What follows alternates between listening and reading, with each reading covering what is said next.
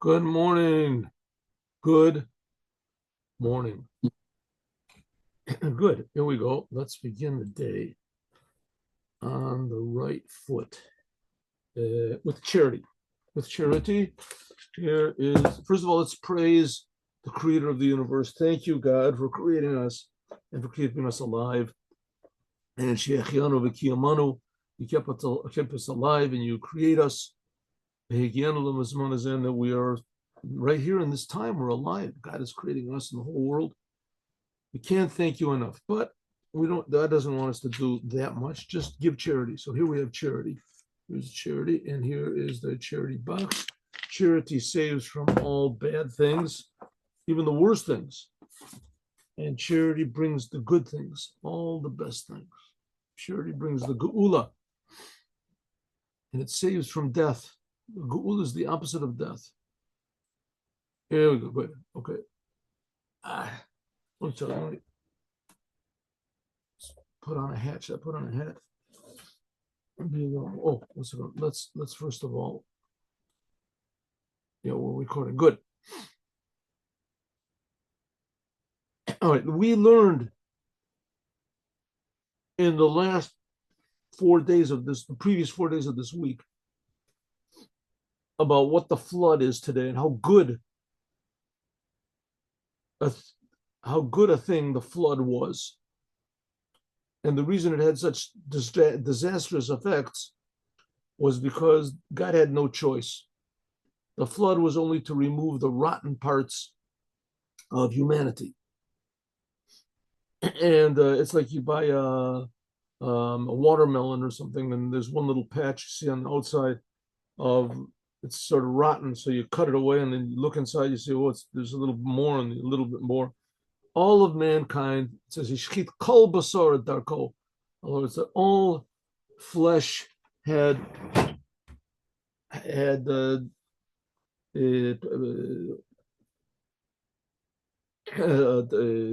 what's the word for it? There's a word for it. Had debauched their way in the world. There's a better word for it. But the all entire humanity, all mankind, all became perverted. Oh, perverted. So God said, "What can I do? What can I do? I would like to save somebody, but I can't." 1 second. Let me just get a hat. I want to put a hat on.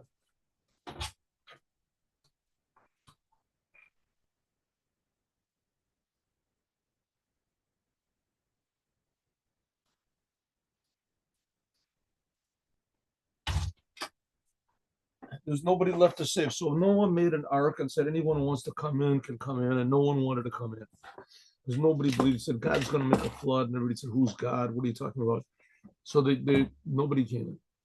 So as a result, everybody died. But that was not God's purpose. God's purpose was not to kill anyone. God's purpose was to, there must have been a lot of room in the ark for these people if they wanted to, because the ark was filled with these animals. It was packed with animals.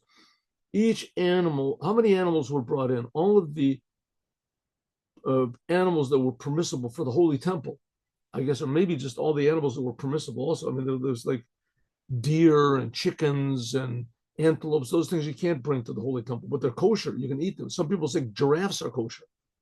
Some people say giraffes are kosher. In any case, all of the kosher animals, they brought 14 of each time, 7 pairs.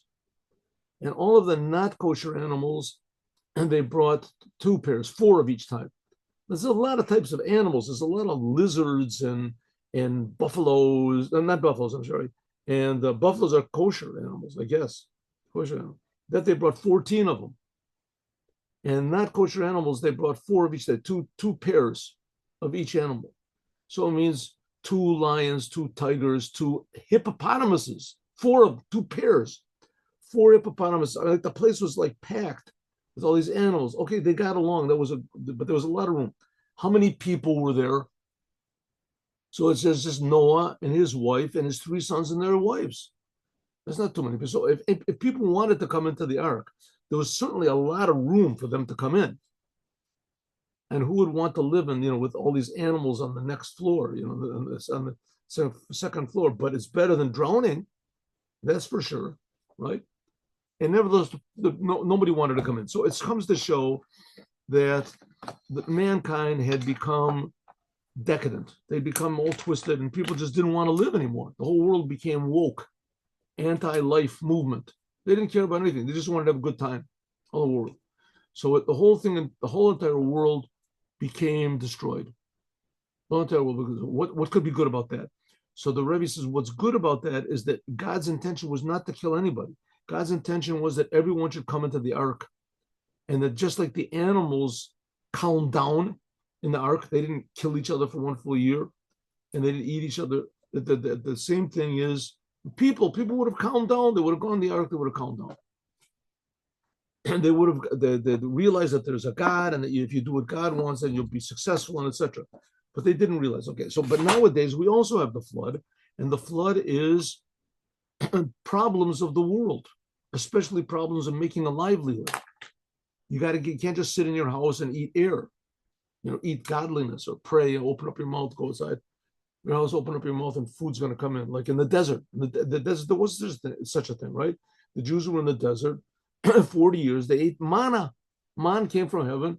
They opened up their mouth, and it wasn't so simple. I mean, they had to go out, and they had to go out of their house. And some people had to go far away. It says to you, but nevertheless, they didn't have to work that hard. There wasn't competition. There wasn't competition. There wasn't disappointments. You went out every day. You got your man. That's it. God said, I don't want that. I don't want that. You do that, and you're not going to fix up your personality. And what's the proof of it? That the Jews, in fact, they didn't want to go into the land of Israel. That God said, okay, here it is, guys. We're going to the promised land, the land I promised to Abraham, Isaac, Jacob, and Moses, the land that's going to be blessed. Let's go, everybody. Okay? Everybody, no, where's cheers? Let's have a little cheers. Let's have a little enthusiasm. What's wrong? Why wasn't it? Everybody said, listen, Moses, we talked about it, and we're not going to go. Moses said, what? What do you mean you're not going to go? We like it here in the desert. You don't have to work, no competition. He says, yeah, but that's not what God wants. God wants you to be in the world, and that'll fix you up. Don't worry about it. You go into Israel, and God's going to help you.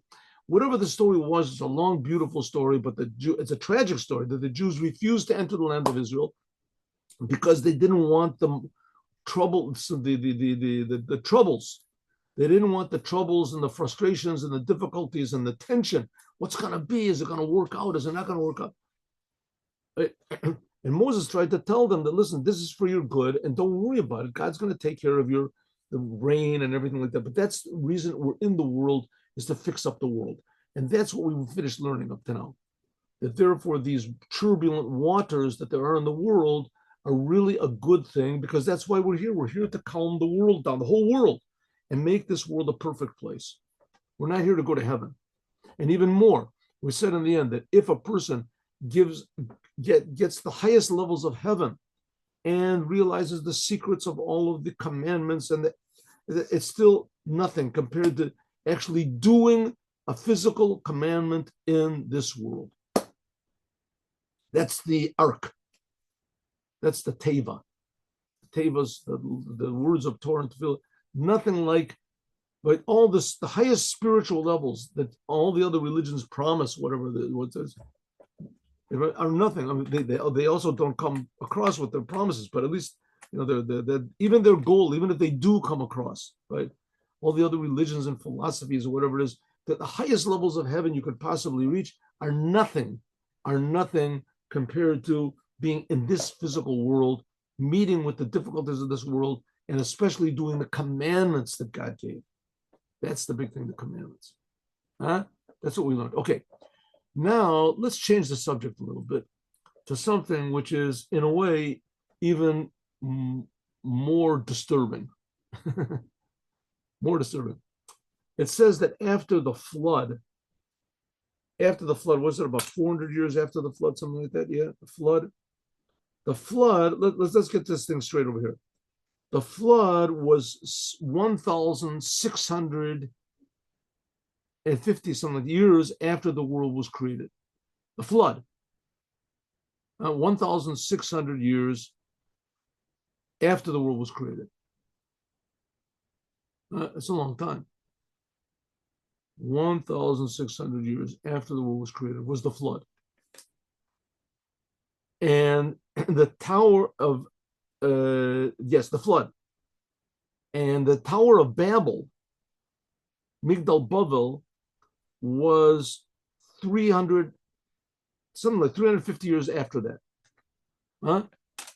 350 years after that. And Abraham was still alive he was alive. He was a young man when the Tower of Babel was built. Tower of Babel was built. And in fact, so was Noah. Huh? Pretty amazing. Abraham was born about 50 years before the Tower of Babel. And Abraham and Noah lived, Abraham was born at the end of Noah's life. So all these three things were all together. Huh? Is that right? Yeah, that's right. That's right. The Noah died 2,000 years after the world was created. 2,006 years after the world was created, Noah died, and the Tower of Babel was 10 years before that. 10 years before that. So it ended up that they all lived together right around the same time. Okay, so here we got the world got out of the flood, and all that was left was Noah and his three sons, and from them came the whole entire world. God gave them a blessing. 300 years later, the world is pretty much populated, and what happens? A bunch of people get together, and they say like this: Vayomer Hashem, God said, Hen am echad v'safa echad lekulam. They all have one language. V'ata lo yivatzer mehem. Nothing will be able to be prevented from them. Who's God talking about? A bunch of people got together and they said, let's make a big tower and let's make a city and a big tower in the middle of it, wall all around it. And we'll make a big tower. So our name will be, how do you say, eternal. And the rabbis explain, we're going to see it in a second. What did they want? What did the people want? The Tower of Babel. They realized a secret. They realized the very deep secret of creation. That if a trick, that you can do whatever you want to and God can't punish you. A way to avoid punishment in the world. You're free. You can go do whatever. Never Land. You ever see that movie? Everyone was a kid saw the movie Pinocchio. The kids used to go to a place called Neverland. What's Neverland? You can do whatever you want to. All these kids are there smoking cigars or whatever. Nowadays, God forbid, who knows what they would do. But back then, they were smoking cigars and eating, candies all the time and whatever it is, and not going to school. There's a way, and the Rebbe is going to teach us this trick. There's a trick that you can do. There's a principle in creation, which is they had it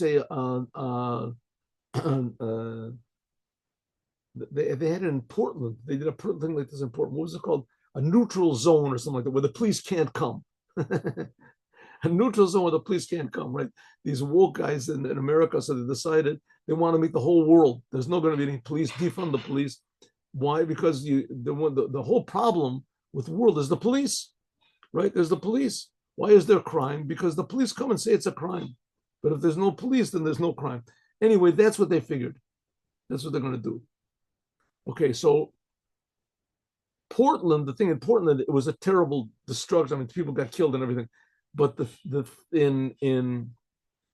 they would have succeeded in making the Tower of Babel, then it would have been really a place that was police-free, God-free. There would be no good, no bad, and everybody would get along. And that's the whole point. And we're gonna see what's the trick. What is the trick that you can do to avoid all of God's retribution? Go against God. Look in the book, in the Bible, say, what does God forbid? God forbids X. Okay, let's do it. Today is going to be X day. The next day, what does God forbid? God forbids Y. All right, announce it on the loudspeakers. Today is Y day. Everybody does Y. Whatever God says is forbidden, we can do. How could they get away with it? So it says. God even says and says to the angels or whatever, look, they are one nation and one language, and now nothing can be withheld from them. That's what God says.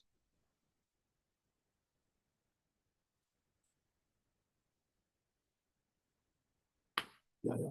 Nothing can be withheld from them.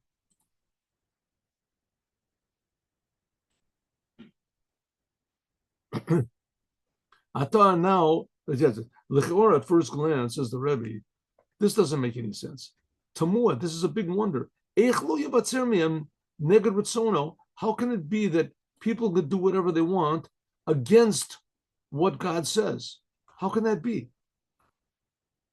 You're really like, God made a world where you can do what you want to, and he can't do anything. God can't. What was their thought? Why did they want to make a big tower and its head would be in the heavens? She calls that Tamua. The whole thing doesn't make any sense. Okay, I explained it to you. I sort of wrecked it, but for you. But what they just wanted to make a big tower. According to the Torah, what did they want to do? They wanted to make a city with a big tower, and God got very angry at them, and he went down and he changed their language. So what's wrong with making a big tower? And how did God prevent that? By changing their language? And God said, that's the only thing I can do, because you can't stop them. I have to change the language. How did that work? So it says, Achine Belakuti Torah, in the Kuti Torah of Rav Chaim Vital, of the Arizal, Rav Yitzchak Luria, he was like the foremost Kabbalist, so to speak, if you want to call it, of all time. And he said his main pupil was a rabbi called Rabbi Chaim Vital. He's the only person that really understood the Arizal in his totality. He had a lot of pupils, but he was the only one. I mean, he actually had other pupils that also wrote books. Okay, in any case, there's a book called the Lakuti Torah of Rav Chaim Vital, of the Arizal, it's called. He writes, Dora Flug, he writes regarding this generation of the dispersion, it's called, because God spread them all over the world. Shekavanatam, that their intention was lahamshich lehem, to draw down hashpat tova, blessing and good, behechrech, to force God to give them blessing and success, bekoach hashimush, by means of using shemot, names of God. They knew how to use names of God. Af im lo ayu tovim, even if they were themselves bad people. Okay, what was the secret? How could they do it? So I'm going to wreck it for you, because we're going to skip this anyway. We're going to skip. And their secret was peace, harmony. If they have peace between them, then nothing can stop them. They're all united together with one common goal, that everyone was going to work for the other person. No one would ever get mad at anyone. No one would steal from anyone. Not like the generation of the flood. In the generation of the flood, they hated each other. People stole, people robbed from each other. They killed, they raped. They did it. God said the generation of the flood, they all God destroyed them. The generation of the flood, in the flood, that God wiped everybody out, those people weren't so against God. They just wanted to have a good time. They just wanted to have, it was a generation of selfishness. They weren't so opposed to God. The flood. But these people, it was exactly the opposite. They weren't against one another. Their main thing was against God. They had peace, they had unity, they had friendship. There was harmony. There was how do you say the camaraderie? What's camaraderie? Camaraderie. They all got along together, but they unified in one common purpose.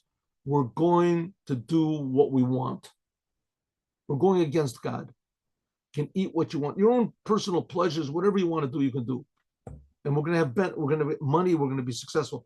We'll be in an explanation. Yuvan, we can understand from what the rabbis, the Arizal says, the rabbi, he was the teacher of Rabbi Chaim Vital. The Arizal. So Arizal stands for there's different, but let's say Omer Rav Yitzchak. This Rav Yitzchak Luria was his name. in the and also in another book called the Pardes. Pardes is a Kabbalistic book by a man called Moshe Cordovero, right before the Arizal. It talked about the 7 names of God that cannot be wiped out. The name Kale, the name Kale is in kindness. The name Elokim, that's Gevura. Shem Yudke Vavke, that's Tiferet.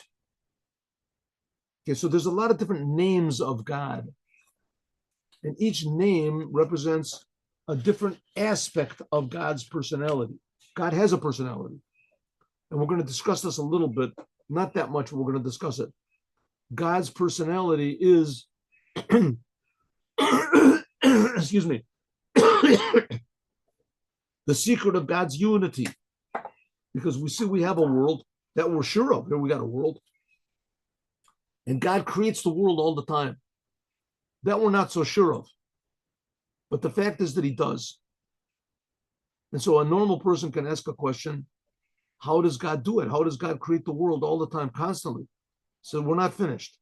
God also reacts to the world. He cares about the details. God has a personality. The Torah tells us that God gets angry, that God is happy, that God is pleased. Excuse me. That God speaks, he spoke to him, he creates the world. That's what's called God's 10 sfirot, God's 10 aspects, how God relates to the world. How God relates to the world. Of course, these 10 aspects of God, they have a source in godliness themselves. So it ends up these aspects of God that God deals with the world, they themselves are really infinite, but just that God has a way of limiting them and articulating them so that it's relevant to the world, because the world is very, very important to God.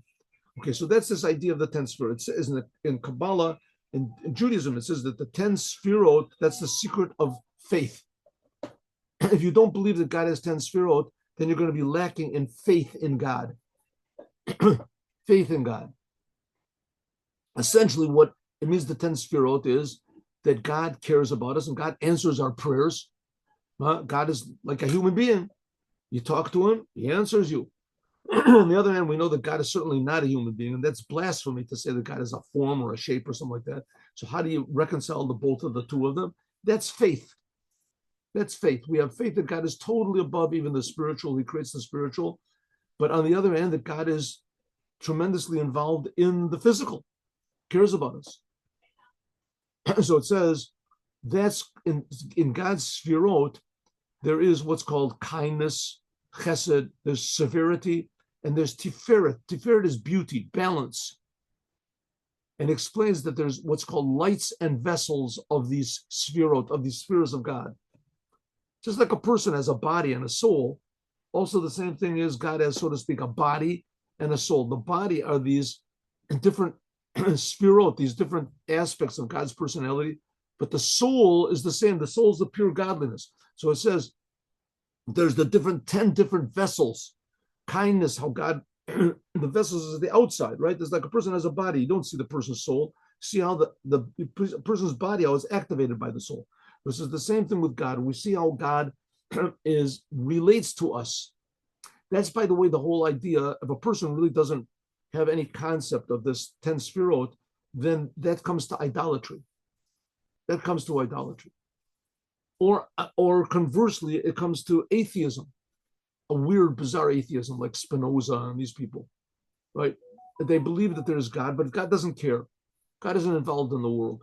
God didn't give commandments or things like that. The Judaism says, no, that God is infinite, but God is involved in the world. That's the point.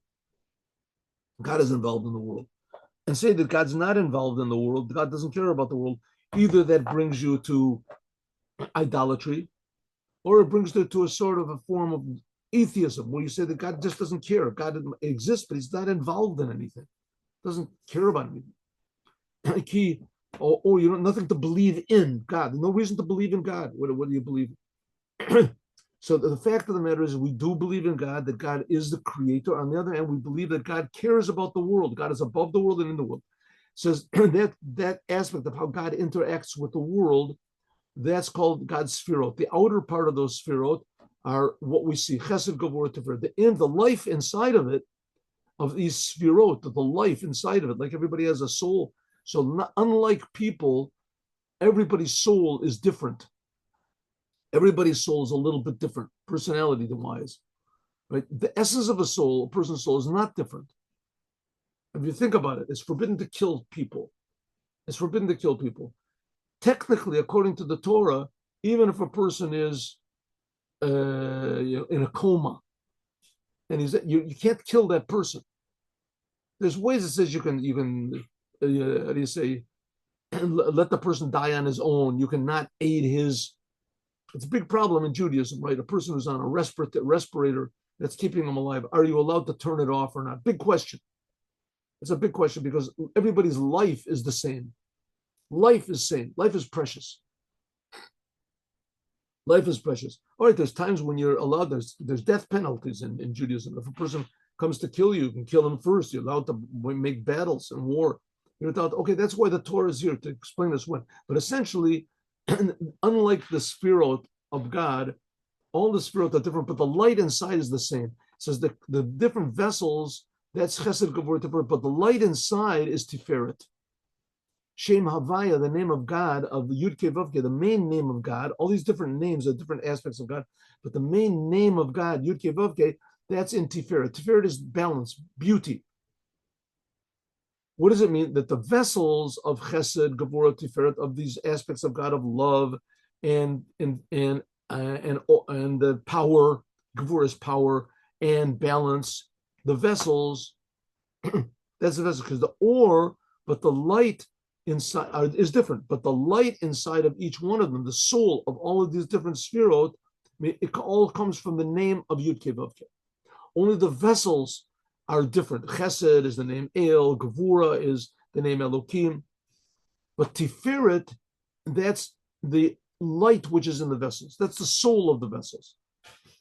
That unifies all of these different aspects of God to being God. They're all God. Like I said, it's the mystery of faith. You know, if God is really infinite, then how can He care about this world? You have to believe in it. That's Jewish faith, but it's true. It means that everybody, that we have who to pray to. We can pray to God. That God Himself personally takes care of your problems. And also, if you do a sin, you do something against what God says, so you appeal directly to God.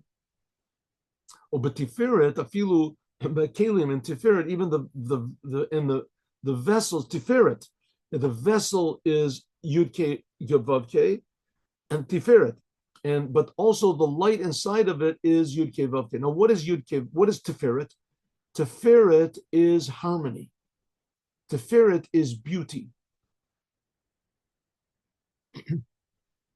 Tiferet is beauty, and that aspect of Tiferet beauty is expressed also in the vessel, and also in the light which is in the vessel. So that's the secret. That's the secret. That's the lacuna, if you want to call it. That's the trick, the loophole in creation. That if you grab onto harmony, if you adapt an attitude of getting along with everybody, being friendly, being nice, right? And everybody does, you get a whole group together that are all unified, as with that unity, as so to speak, God can't stop you from doing what you want. You have to maintain that unity. Okay, so I want to jump to the end because we don't have that much time. And today is, what's it? Okay, I don't know how much we're going to finish of this. Here we go. Ready?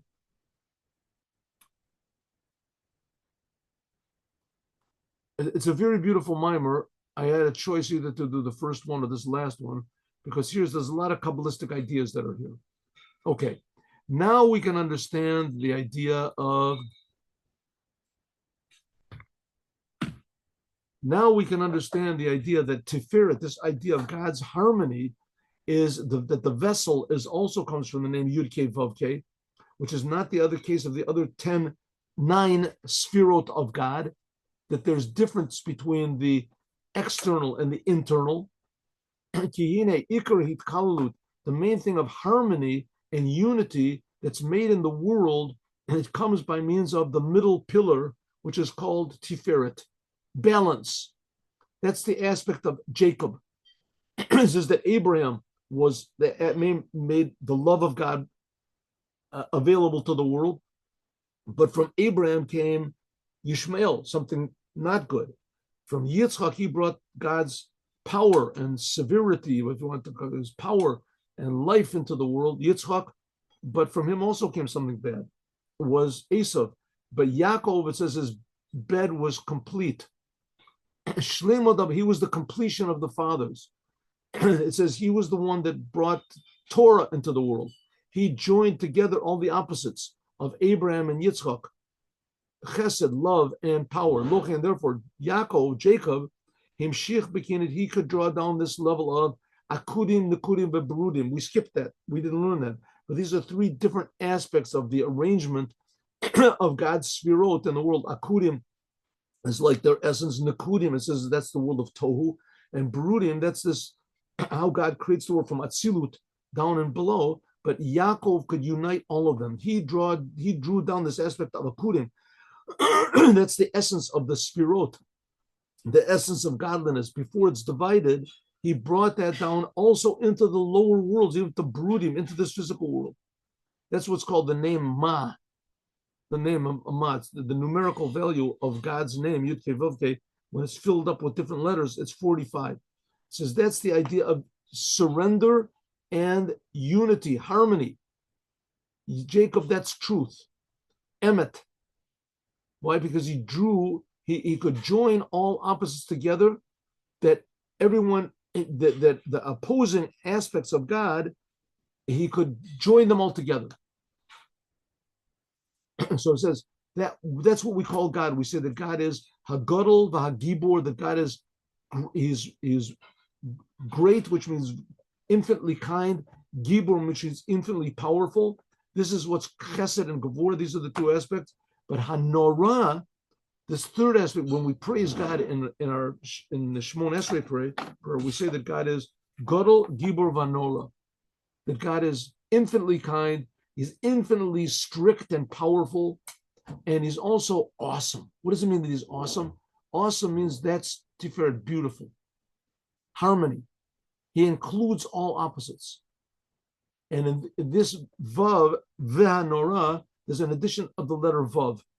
That shows that if there's harmony and if there's unity, if there's surrender to a higher cause, then that can draw down all of the blessings of God, his kindness and his power, his life, then it can be drawn down to the lowest places.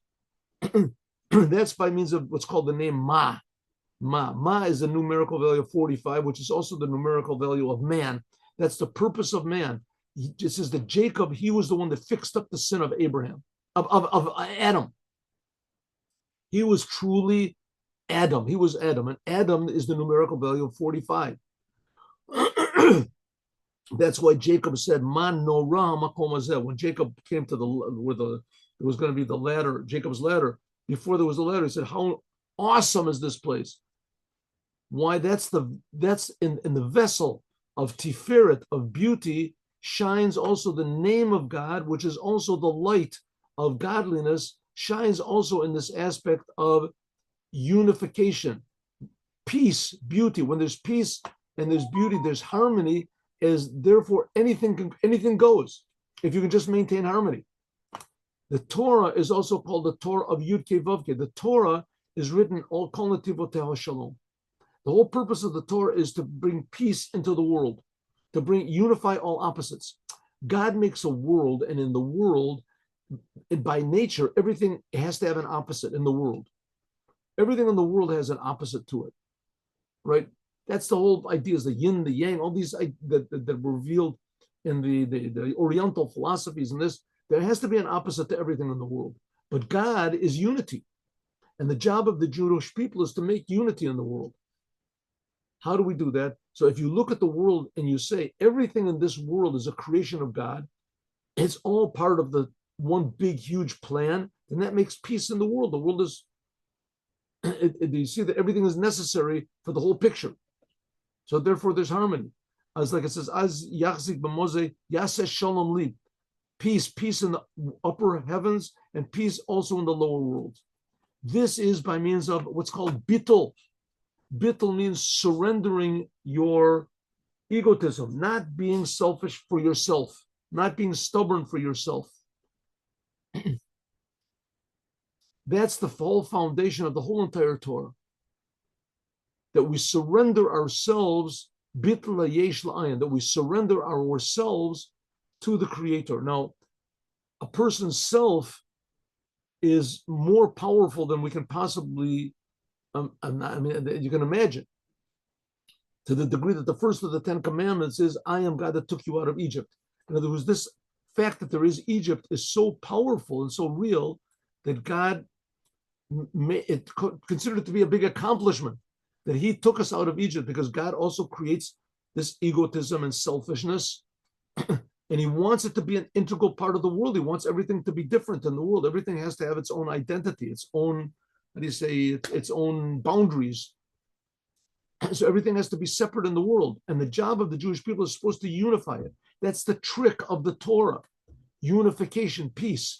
That's the whole foundation of the Torah, that there should be a surrender of our selfishness, our egotism, to the creator of selfishness and egotism, to God. What does that bring us to do? It'll bring us to do the Torah, right? I want to eat whatever I want. Oh, there's a nice crab in front of me. I want to eat it. I really, really want to eat it. All of my non-Jewish friends say it's really good. My Jewish friends, God forbid, they also say it's really good, but it says in the Torah I shouldn't do it. So I'm going to surrender my feeling. Everybody's going to laugh at me. Why don't you eat that crab? You're a religious person. I don't care. I think, no, I want my friends. I want to be this, but I have to do what God says. I surrender my desires and my certainties and my paradigms. I surrender it, my selfishness, to God. I surrender myself. So this, okay. That's one of all the three things that the world stands on: Torah and prayer and charity. All of them are the idea of bittul yesh la'ayin, of surrendering your egotism, your false selfishness, to the creator of the universe. I learn Torah because God wants me to, not what I'm going to get from it.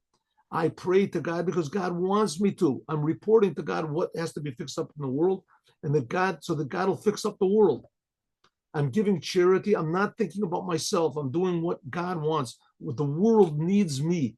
The world, not what I want from the world, but what I can do. The famous statement, what I can do, what I can give.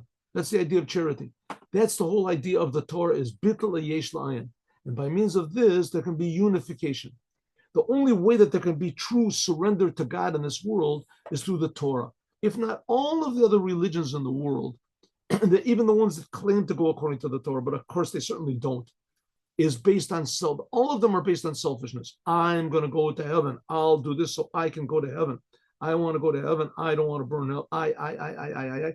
A person thinks about, he's obsessed with himself all day long, but he just knows that his best investment is to do what it says in this book. And the other guy says, no, it's not that book. It's my book. And the other guy says, my book, because everybody's thinking about themselves. Judaism is not that. There's also that aspect. You can also make that mistake in Judaism, right? But it's a mistake. The essence of Judaism is not to think about yourself. The essence of Judaism is to think, what does God want? Why am I being created? Why is God creating me?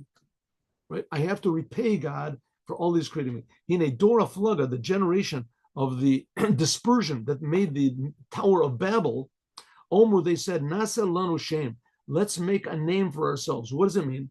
That they also wanted to receive blessing from God, because the Torah ideally promises that if you do what it says in the Torah, then you'll have plenty and good. So they wanted to receive this good in the world, not because the God promised it, not because if you receive good in this world, you won't be troubled, you won't be problem, you won't be beset with all sorts of difficulties. You'll be able to think about God. No, they wanted to receive for themselves. What do they want to do? They figured, listen, all blessings come from God. Let's circumvent all of these laws and find out how to get to the source. Break into the bank, so to speak. You break into the bank. What's breaking into the bank? You have to work a little bit. You do have to work, but you get the source of the money. all these people that put their money in the bank, they had to work hard. They had to be honest. They had to be this. And we're going to find a way to get through. We're going to break into the back door, through the basement, through the ceiling, something like that. And we're going to get all of the money. We're going to get all of God's blessings. We're going to find a way to break in. What's the way to break in? They found the hole. What's the hole? Peace. If we just make peace with one the other, then we can do whatever we want to. That's what is Nasa Lanu Shem Pen Nafuts. We have to make a name so we don't get scattered. What does it mean? They didn't want that they should get blessings from any level which is below the name of God. That over there can be all sorts of external forces, difficulties of name Elohim. That's the name Elohim that created the world. And that's the whole main thing of this physical world that God created. They realize that this world runs on harmony. And therefore it says by Yaakov that Yaakov had 70 nephesh souls. It doesn't say 70 souls of Yaakov that went down to Egypt. It says 70 soul. They're one, which is not the case. The world of Tohu, that's where evil comes from. That's everything is different. That's called the breaking of the vessels. He explained it earlier, but we okay. So according to Kabbalah, and Chassidut brings it in the world, in all of its teachings, the world is a very bad place on the surface, but underneath that veneer of evil and confusion is really essentially good. Where did this veneer come from? I thought God is creating everything. It says, yes, God. God purposely created a thing in the world called evil, called selfishness, called egotism, And that God had a whole process by means of which he did it. How did he do it? He created this world which is called Nikudim, or it's called Tohu. And in it, and God purposely broke what's called the vessels of Tohu. And they became more and more physical, to the point where everything was separate, came into this world. The whole tendency of separateness and egotism in the world comes from what's called the world of Tohu, the breaking of the vessels of Tohu. That's what it's called. The explanation I gave is like on one toe, but nevertheless, that's what it is. The evil in the world is, and the confusion of the world and the disharmony in the world comes from this process that God made called the breaking of the vessels. But the people of the generation of the Tower of Babel, that's called the generation of the dispersion, they knew that in order to receive good, they had to have what's called surrender. That's the name Ma, we said. And they didn't want to have the surrender to God. They wanted to do whatever they wanted to, have a good time, and that nevertheless they could draw down blessings to God. They wanted to circumvent the Torah. They wanted to circumvent the 7 Noahide commandments. They wanted to do whatever they wanted to. So how do you got to work? You want to break into a bank. You want to get you have to work. You have to find the trick. What did Yatsu? They took an advice. They got together and they said, by means of unity, by means of achdut sheyeh b'neihem, sheliot chibur atzavim, that they could join together all of their idolatry, whatever. Then, by means of this, they could draw down blessing and success, physical success at least, in this world, even though they didn't have any surrender to God. So we can see a little bit of that in this world. There's evil in the world, and there's tremendously successful. Why? Because there's unity. I know they knew how to use names of God in order to shine godliness down physically into the world. That's this level of akudim, this highest level, the source of all the 10 spirot, where everything is unified. It says they could draw from this level, and they found an open door in the bank, how you can get in. What's the open door? The open door is if they had peace. Therefore, they said, let's make peace between each one another. No one ever gets mad at anybody else. We don't steal from each other. We don't take each other's wives. Everybody does what they want, when they want, how they want, with who they want, but don't make anybody mad and don't get angry. Don't get angry. Well, therefore, they said, Nasa Lanu Shem, we'll make a name for ourselves. they could draw down all of the names of God, especially the name of Yud-Kei Vav-Kei. That's the place of unity, where everything is unity. That's the light of God. And they won't have to be any sort of nichnaim. They won't have to have any humility to humbleness, to holiness, to the Torah. That from there it's impossible to receive, only external, mainly by means of unity. That was the trick. That was the open door in the bank. How they could get into the essence of all success without having any surrender to God. Achdut, unity, itkalalut, harmony, sheyeh beineim, that was between them. Therefore, they made a city and they made this tower. What did they mean? That they made a sign. It was a sign that they would remind themselves not to be separate one from the other. Peace between friends is ultimate. Then we can make war against God.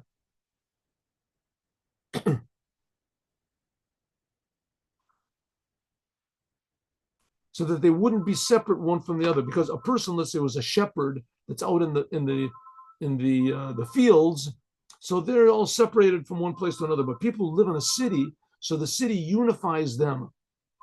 That's the idea of what they wanted from building this tower.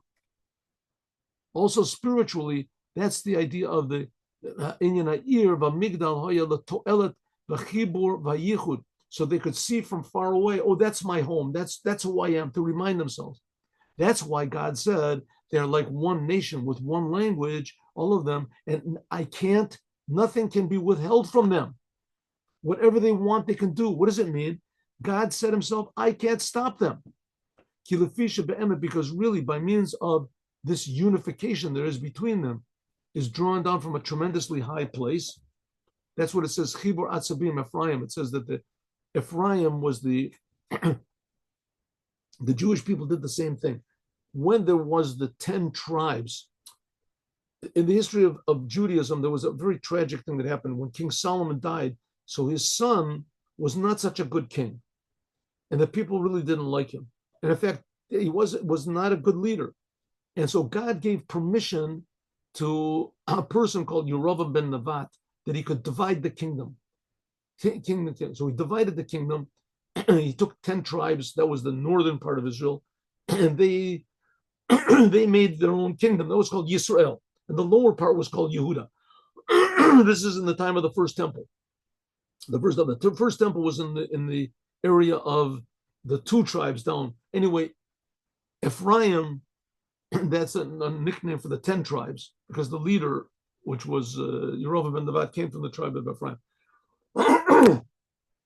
So he said, let's do idolatry. Let's do idolatry, everyone. Everybody said, idolatry, can you do that? She says, yeah, we can do it. And they did idolatry. They did all sorts of things against God, but they had peace. There was peace in the 10 tribes. They had peace between them. They agreed, we're not going to fight with one another. And therefore they succeeded. It didn't last that long. But it lasted for 220 years, 250 years, whatever. Therefore, God said, if there's peace between them, harmony, so therefore they could draw down Hari Chas v'Shalom Yamshichu Hamayim Hayotzim Mi Beit Hashem. They could draw the water, so to speak, the blessing from the holiness of the temple into Beit HaMikdash, from the holy Beit HaMikdash to Beit HaKisei, into the toilet. Eshet Azima. Because they could do whatever they wanted to, and they didn't want to surrender themselves to the Torah. Therefore, God said, the only thing I can do is I have to confuse their speech. Then when I confuse their speech, they can't talk to each other anymore, and they'll get angry one another. Right? Nobody could say, I'm sorry, I didn't mean it. Right? Someone stepped on somebody's foot and they said, Grundo. Right? And this guy said, Grundo, in his language means drop dead. Said to him, why'd you say that to me? But in the other guy's language, why that said to me means that I'm going to kill your parents. So everybody confused, the language got confused one to the other. I got to stop this guy before he does it. And there was war between them all of a sudden. It says it's good when the evil people get scattered around. It says in the Mishnah that it's bad, it's good for them, and it's good for the world. The kinus tzaddikim, when tzaddikim are unified, that they have surrendered to God, then it's good for them and good to the world. So there's a lot of these religions, for instance, that they get together, especially the ones that claim that they replace Judaism, and they go against the Torah. They go against the Torah, but because there's unity between them, so they succeed.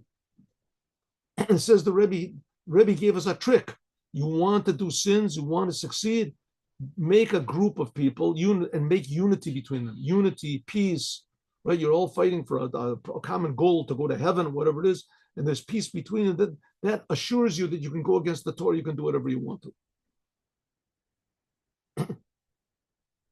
And that was the trick that they revealed, and therefore God said that I'll confuse their language, and therefore that will interfere with their unity, and then they won't be able to go against what I want. So we see an interesting thing over here. What's going on is how important it is to God that everyone should do what it says in the Torah, because God's whole purpose in creating the world is that we should fix up the world. That's why, not that we should not think about what we want. People go into the world and they think, how can I get out of the world? How can I go to heaven? When you die, you're going to go to heaven. People are obsessed with that, right? And not everybody. Most people think like they did in the Tower of Babel. They didn't even want to go to heaven. They just wanted to have a good time in this world. It could be they could have even avoided death. I don't know. Because they avoided all punishment. Because they had harmony between them. And says the Rebbe, it's a secret, special thing that God made.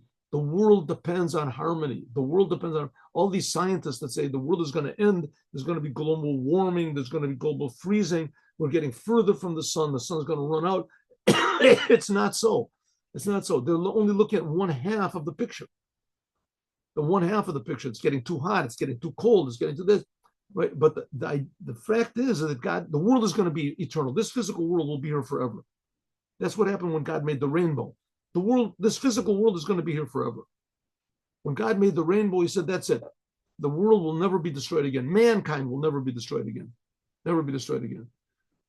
But in order for it to exist like the human body, there has to be balance. There has to be the proper amount of heat, the proper amount of coolness, that the lungs cool everything off, the heart heats everything up. There has to be the proper measure between them. But the whole general idea is not that there should be harmony for us, but there should be harmony for the creator of the universe, which often means that we cannot do what we want to do. And that's so disturbed and angered the people of the ones that made the tower. They said, listen, enough of this God business, enough of this Torah business, enough of this 7 Noahide commandments business. We're going to do what we want. Everybody said, yeah, how are we going to do it? We just have to get together and have peace. And if we have peace, then we have unity, then we can do whatever we want to. And God said, that's the fact it is. So I'm going to do a trick that's going to destroy their unity, and I'm going to confuse their language. And as soon as their unity was gone, as therefore their power to do evil was also gone. But it shows how powerful unity is, that if unity could bring the ability to go against God. Think what unity could bring to do for God, right? That's why it's such a bad thing to get angry, by the way. Anger is one of the worst sins. It says it's like serving idols. Because you get angry at somebody means that things aren't going the way that you want.